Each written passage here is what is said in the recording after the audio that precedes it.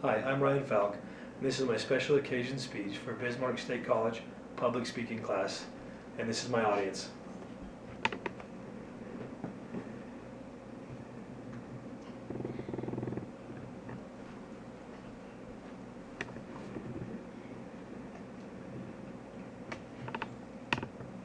Where is the door handle?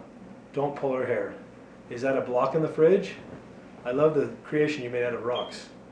Why is the shaving cream all over the wall? Is that poop on the couch? These are all things that I never pictured myself saying 9 years ago. Back then, everything was different. All I had to worry about was myself. If there was a mess, it was because I made it. If there was something broken, I had broken it. If something was missing, I lost it. Amber and I got married in June of 2006. We went on a cruise for our honeymoon to Ensenada. It was awesome and we had a lot of fun. But the whole time Amber was sick and she was nauseous. Since we hadn't been on a cruise before, she figured she was just seasick. After the cruise was over, we headed back home. A couple of weeks passed and she was still nauseous. Since we couldn't blame it on seasickness anymore, we started thinking of other possible reasons.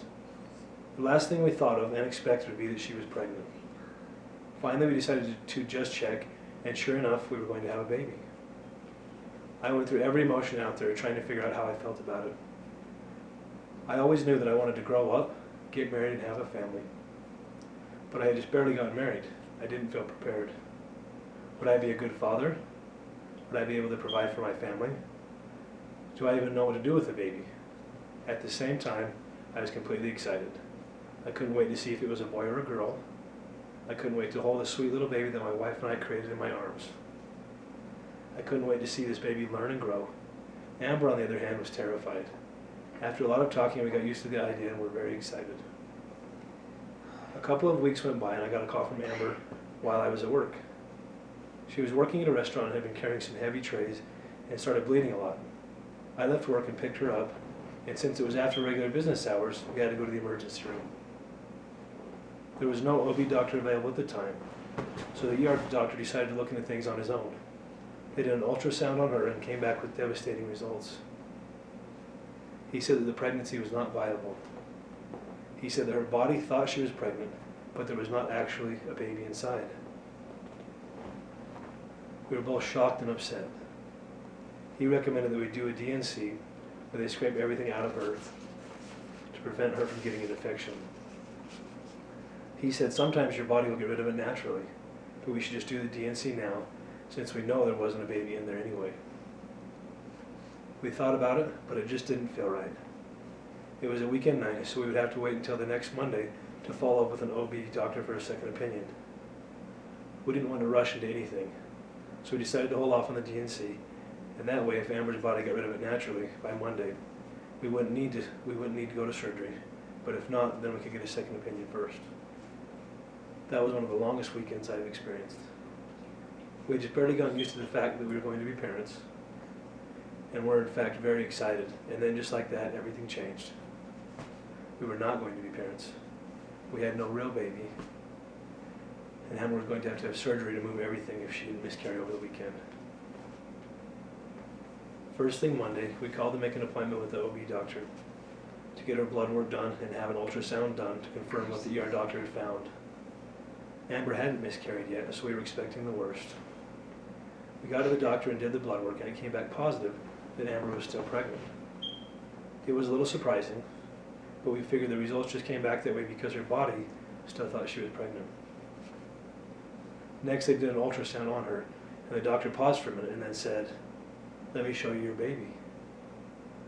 There was a real baby, and it was alive. The doctor guessed it was about 6 to 8 weeks old because of its size. We were completely shocked. He said that maybe the ER doctor just didn't know what he was looking at since the baby was so small, but my wife was definitely pregnant. We left the doctor's office with a whole range of emotion. We were relieved we hadn't followed the ER doctor's advice of getting the DNC done. It would have killed our baby, and we would not have had our wonderful oldest boy, Cooper.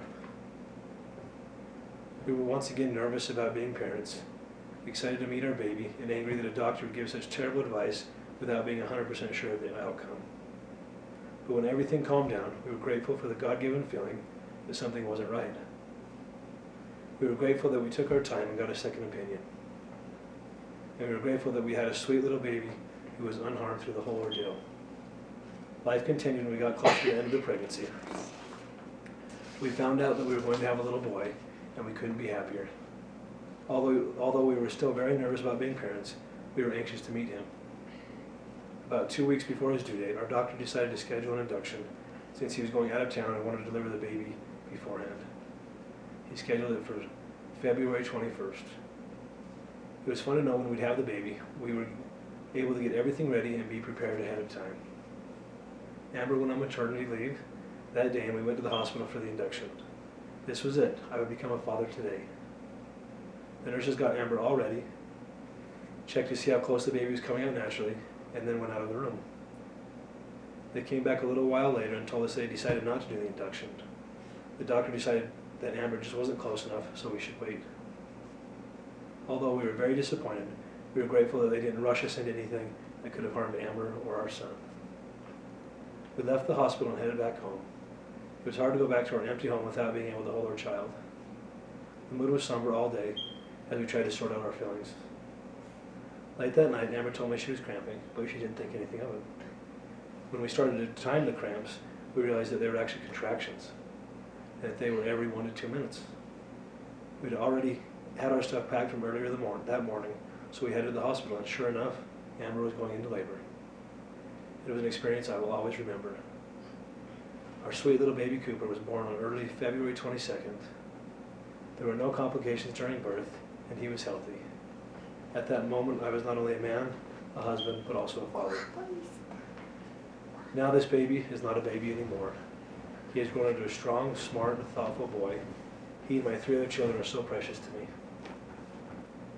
They have taught me things I could not have learned without them. Through all the spills, cutting couches, breaking TVs, and carving cupboards, they have taught me patience. They have opened up my heart more than I could have ever imagined. I am so proud of them. They are what I worked so hard for. I would do anything for them because they have given me the greatest gift I could ever ask for. They have given me the opportunity to be a father.